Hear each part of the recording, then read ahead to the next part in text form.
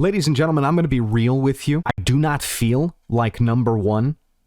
Shining bright for everyone, living out my fantasy, brightest star for all to see. I do not feel any of that. I feel a sense of ennui. You see, I waited so long to upload a new video that I let my AdSense account expire. And in this, I felt a sort of freeing moment where I thought, hey, you know what? I don't have to do this with the intention of getting money anymore. I can just do this for fun. So I read the entirety of Bleach in a week.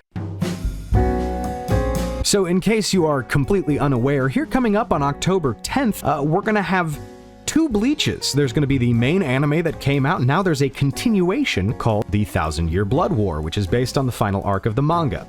And so apparently there's actually 3 Bleaches now, so that's a thing. So with the announcement of the new anime, I decided to do the impossible, nay improbable, something no sane person has ever done on this platform. I was going to read a single manga for an extended period of time. No one has ever thought of doing this. No one. I decided to read the entirety of Bleach, as the only way I had ever experienced it was by watching literally every episode as it aired back in 2006? Jesus Christ, I am old. I am ancient, all-knowing. I have existed long before the accursed ticking and talking. I was there when the vines were cut and pruned. I existed when the old magics were written.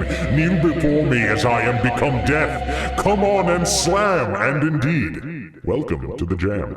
So immediately going back in using the official Shonen Jump app, because holy shit, it's like $2 for a subscription to that shit. In my first 30 or so chapters re-experiencing Bleach, I was pretty hooked immediately. Having forgotten most of the smaller plot points and individual scenes from prior to everything with Soul Society, this art is crisp like a fucking Pringle, my guy. I have popped, and subsequently I shall not stop. Everything down to the plot points of some of the episodes that I do remember have a different weight. Like when Rukia, by the way, if you do actually care about any of this shit and do actually want to reread the manga before any of this airs, go fucking away. When Rukia gives like a little to Ichigo for touching her brother after the first battle and heads back to Soul Society, it feels a bit more visceral. It definitely still does in the anime, but there's something very painful in the way that it is illustrated. I don't know, shit just hits different like the shaped macaroni. Which, side note, I do feel a bit of minor shame for going as a grown man to the grocery store and wanting shaped macaroni and having to buy the unicorn-shaped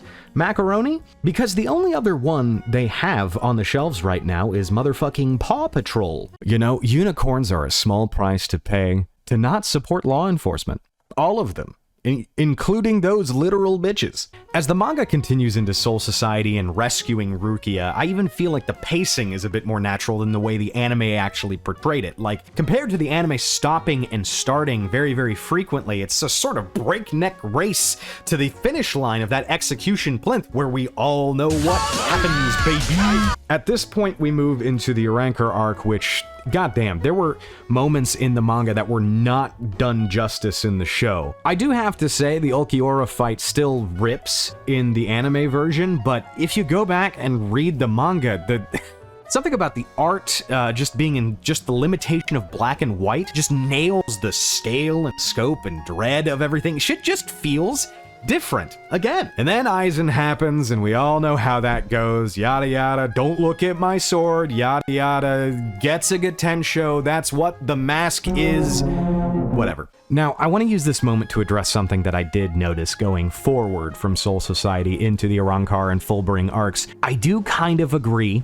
with some critics who say that it does just kind of feel like Ichigo just kind of keeps luckily getting the thing TM that he needs to win. Arrancar less so, because they hinted at the mask and stuff way back when the Soul Society arc did happen, but like, Fullbring I feel is the worst example of this, where the full weight of everything they were hinting at and leading up to basically got slapped into the last couple of chapters. Kubo builds up this mysterious organization, a whole fascinating concept and new mechanic of power outside of being a Soul Reaper, which gives a fucking fantastic explanation for why Ichigo's friends have powers, a real reclamation arc for Ichigo for returning and earning his right to be a Soul Reaper back, a villain that begins to rival Eisen in abilities and literal mind fuckery. And once they start to build up his training and he's really starting to grasp it, he gets a new suit and shit, and he feels like he's really earning what he's supposed to be doing. Just kidding, here's your powers back. You were in the middle of something? It looked kind of important. Also, the people helping you were the villains. That doesn't feel rushed at all. It feels like Kubo was trying to play 5D chess here, and to be fair, I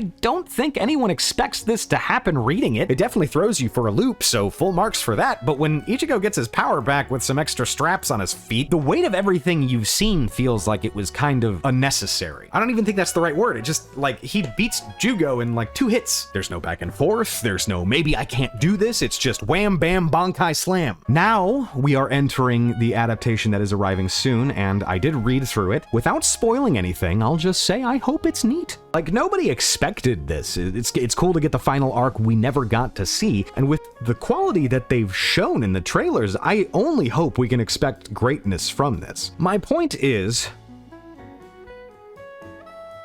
What was the point I was trying to get across? Bleach as an overall experience is novel, and a novel. There's a lot to digest. So after I finished all of this and read the manga and wrote out this script, I returned and felt rejuvenated, serene, and a bit more complete than before. There was a hole, if you will, in my soul that was now filled by a warm memory of something that I hadn't experienced for a very long time. Renewed in itself by a different medium. Oh God. I feel like I need to reread One Piece.